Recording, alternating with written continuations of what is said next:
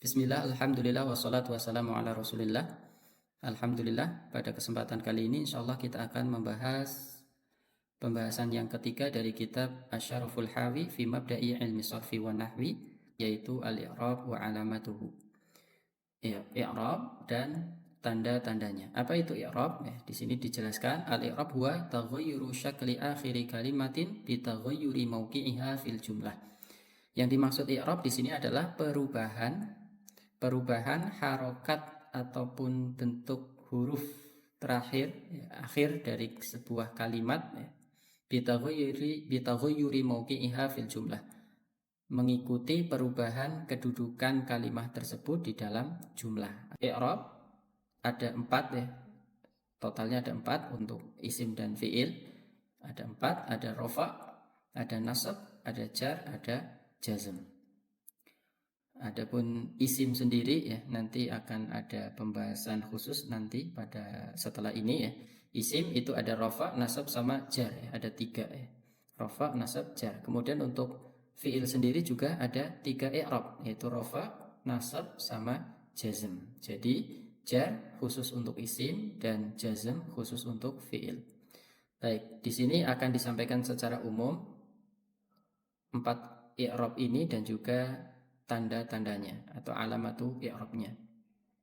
Untuk yang pertama yaitu rafa, kalau isim ataupun fiilnya disebut dengan isim marfu atau fi'lun marfu. Apa saja alamatu rafa, apa saja tanda-tanda sebuah isim ataupun fi'il rafa? Ciri atau tanda utamanya yaitu dhammah, dhammah. Disebut dengan alamat asliyah, alamat asli. Kemudian selain dhammah ada dhammah muqaddarah. Dhammah tapi tersembunyi jadi tidak nampak, tidak muncul, tidak terlihat, tidak ditulis dhammahnya, tapi tersembunyi ada nanti disebut dengan dhammah muqaddarah nanti disebutkan apa saja isim yang alamat rafa'nya itu dhammah muqaddarah. Kemudian selain dhammah ada waw, kemudian ada alif, dan juga ada thubutu nun. Thubutu nun yaitu nunnya tetap ada, enggak dihapus. Ini salah satu ciri rafa atau alamatu rafa ketika fiil Kemudian yang kedua, i'rab yang kedua yaitu nasbun. Adapun isim atau fiil yang memiliki i'rab nasab disebut dengan isim mansub atau fiil atau fi'lun mansub. Apa saja alamatu nasab? Tanda-tanda sebuah fiil atau isim nasab ada 1, 2, 3, 4, 5, 6 ada 6. Di sini yang pertama yaitu al-alama al-asliyah, tanda asli yaitu fathah. Kemudian fathah muqaddarah. Ini seperti tadi dhammah muqaddarah. Jadi fathah tapi tidak tertulis, tersembunyi, muqaddarah. Kemudian kasrah.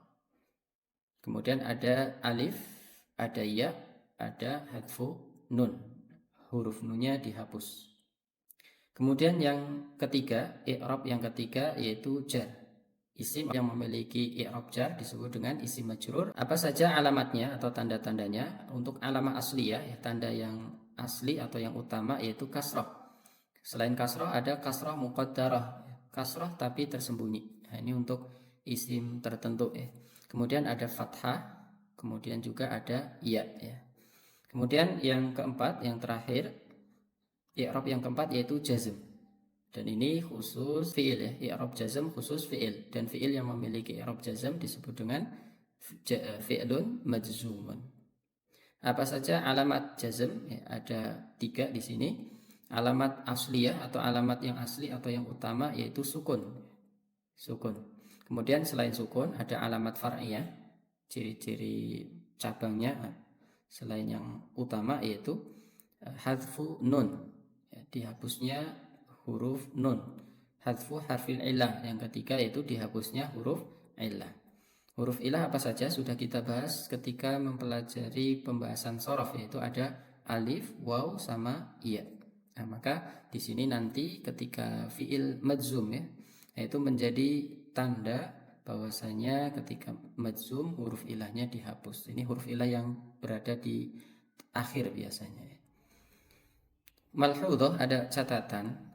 Wa ba'dul kalimat minal asma wal af'al la yataghayyaru syaklu awakhiriha. Sebagian isim dan fiil la yataghayyaru syaklu awakhiriha, tidak berubah harokat huruf terakhirnya ataupun tidak ada perubahan di huruf terakhirnya. Wa takunu mabniyah, sehingga mabni atau tetap ya. Wa kullu harfin mabniyun. Nah, kemudian ada kaidah setiap huruf ya. Kalimah ada 3 ya, ada ismun, fi'lun sama harfun ya. Setiap huruf itu mabni. Wa kullu fi'lin madin wa fi'li amrin mabni. Begitu juga setiap fi'il madhi dan juga fi'il amr, wa kullu domir dan juga setiap domir, wa isim isyarah dan juga setiap isim isyarah, wa ismun mausulun dan juga setiap isim mausul, semuanya mabni. Nah, jadi di sini ada beberapa bentuk kalimah yang mabni ya. Yang pertama harf semua harf mabni tanpa terkecuali. Adapun dari isim dan fiil apa saja yang mabni, yaitu untuk fiil madhi ya, fiil madhi sama fiil amr, ini mabni semuanya. Adapun dari isim itu ada domir, ada isim isyarah, ada isim mausul. Maka semua 3 bentuk dari isim ini semuanya mabni. Demikian catatannya. Jadi tidak berubah huruf harokat terakhirnya ataupun huruf terakhirnya itu tidak mengalami perubahan. Itu maksud dari mabni. Nah, kebalikan dari isim mu'rab ya.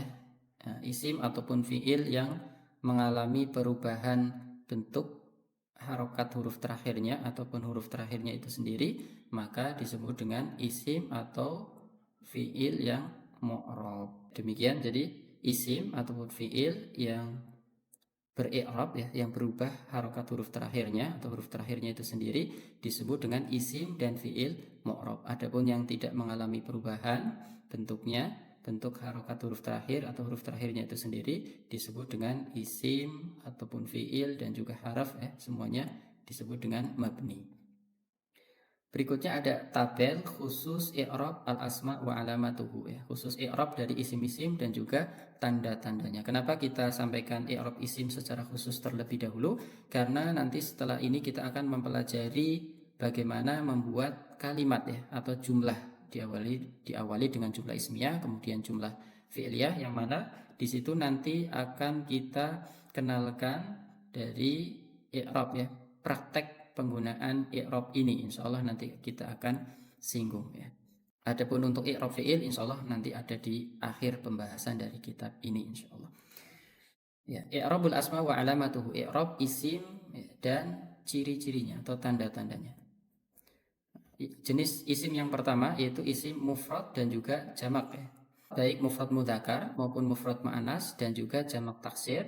Alamat i'rabnya ketika rafa dhammah, ketika nasab fathah, ketika jar kasrah. Jadi di sini alamat i'rabnya semuanya asliyah ya. Isim mufrad dan juga jamak taksir semuanya alamat i'rabnya menggunakan alamat asliyah, yaitu ciri yang utama yang asli, yaitu apa? Ketika rafa dhammah, ketika nasab fathah, dan ketika jar atau majrur kasrah. Contohnya ada talibun, talibatan, tullabin ya. Contoh mufrad mudzakkar ini talibun, mufrad muannas ketika nasab talibatan, jamak taksir ketika majrur tullabin. Kemudian yang berikutnya untuk isi musanna, baik musanna mudzakkar maupun musanna muannas. Alamat i'rabnya menggunakan alif, contohnya talibani. Adapun alamat nasab dan jarnya itu sama, yaitu ya, talibataini ya. Untuk mudzakkar talibani, talibaini. Untuk muannas dari talibatani ya. Ketika rafa, ketika nasab dan jar talibataini. Kemudian berikutnya isim jamak mudzakkar salim. Untuk jamak mudzakkar salim ini seperti musanna tadi ya, ada alamat rafa, nasab dan jarnya sama.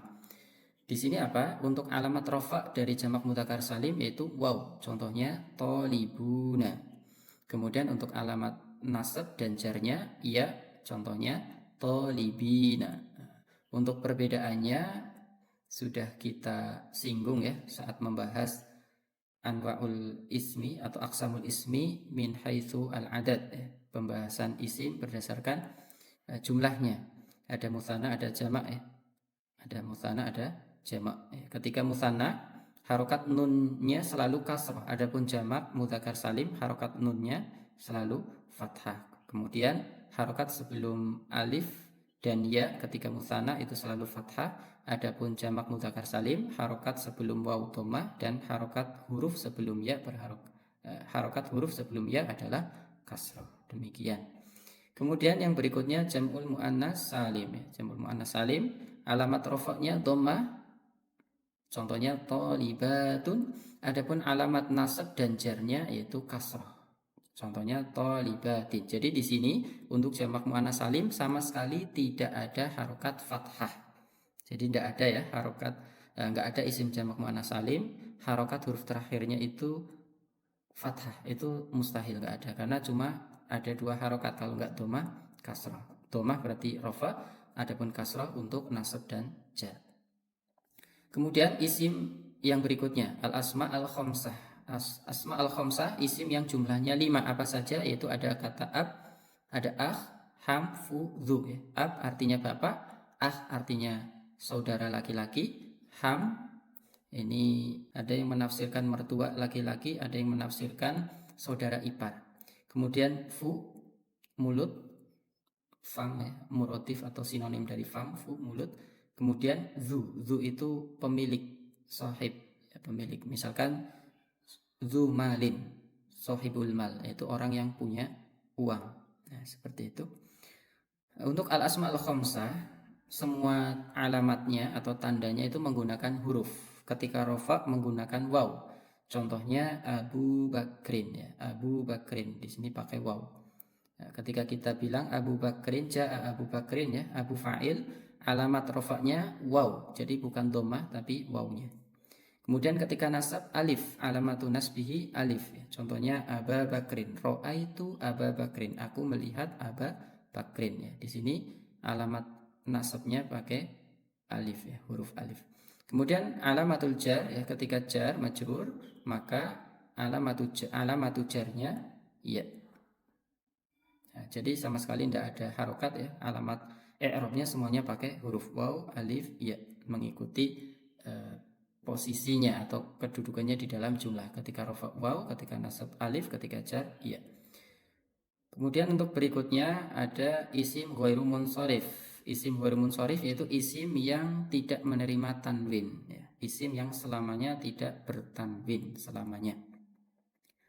Ini menggunakan harokat. Ketika rafa, alamat rafanya dhammah. Contohnya Zainabu. Adapun ketika nasab dan jar maka alamatun nasbihi wa jarrihi fathah. Jadi enggak ada harokat kasrah ya untuk isim ghairu munsharif. Contohnya Zainaba ya. Contohnya ra'aitu Zainaba, marartu bi Zainaba ya. Ketika nasab dan jar, alamat nasab dan jarnya yaitu fathah. Nah, ini berbeda dengan jamak muannas salim ya. Untuk jamak muannas salim tadi hanya punya domah dan kasrah. Adapun isim ghairu munsharif punyanya domah dan fathah. Ini i'rab asal dari isim ghairu munsharif, walaupun ada beberapa kondisi yang membolehkan alamat jar ya, alamat jar untuk isim ghairu munsharif kasrah. Nah, itu insyaallah nanti akan dibahas di akhir pembahasan dari kitab ini. Kemudian yang berikutnya isim nakis. Apa itu isim nakis? Isim nakis itu adalah isim yang huruf terakhirnya itu huruf ya. Contohnya al-qadhi ya. Dan ini hanya nampak ketika ada alif lamnya ya. Ketika ada alif lam, al-qadhi. Ketika enggak ada alif lam, ya-nya juga enggak nampak ya. Jadi qadhin. Maka dari itu di sini khususnya untuk rafa dan jar ya, ini alamatnya muqaddarah. Alamatnya muqaddarah. Tersembunyi ya, nggak nampak ya.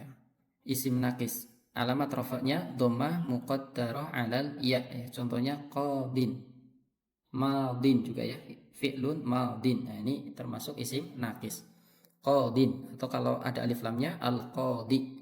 Bentuknya ya sukun, tapi sukun di sini bukan alamat rafa', akan tetapi alamat rafa'nya dhammah muqaddarah alal ya, seperti itu. Kemudian ketika jar juga sama ya. Ketika jar alamatu jarihi kasrah muqaddarah alal ya. Ya, contohnya sama seperti rafa, bentuknya qadin al-qadi. Nah, ini bagaimana kita tahu? Tentunya kita harus tahu dulu kedudukan kalimat tersebut di dalam jumlah ya. Insyaallah nanti kita akan pelajari lebih lanjut ketika kita sudah mempelajari bagaimana membuat jumlah ismiyah dan jumlah fi'liyah. Kemudian ketika nasab, alamatun nasbihi, ya ini yang nampak, yaitu fathah dhahirah. Fathah yang nampak. Contohnya di sini qadiyan, ra'aitu qadiyan, saya melihat seorang hakim, qadi. Qadiyan, baik ketika tanpa alif lam ataupun ketika ada alif lam, semua alamat nasbinya, ya, alamatun nasbinya nampak, yaitu fathah, ya. Qadiyan, al-qadiyah. Kemudian yang terakhir isim maksur. Apa itu isim maksur? Isim maksur adalah isim yang huruf terakhirnya adalah alif maksurah, yaitu bentuknya seperti ini. Orang Jawa nyebutnya alif bengkong, ya.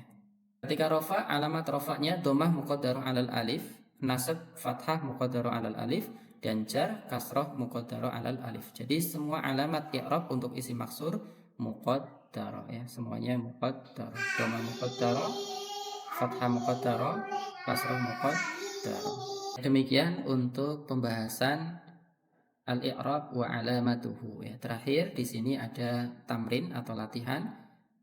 Simple, ya. Ihfad i'rab al-asma wa alamatihi. Hafalkan i'rab isim, di atas, ya, ini di tabel ini beserta tanda-tandanya atau alamatnya. Demikian, semoga bisa dipahami.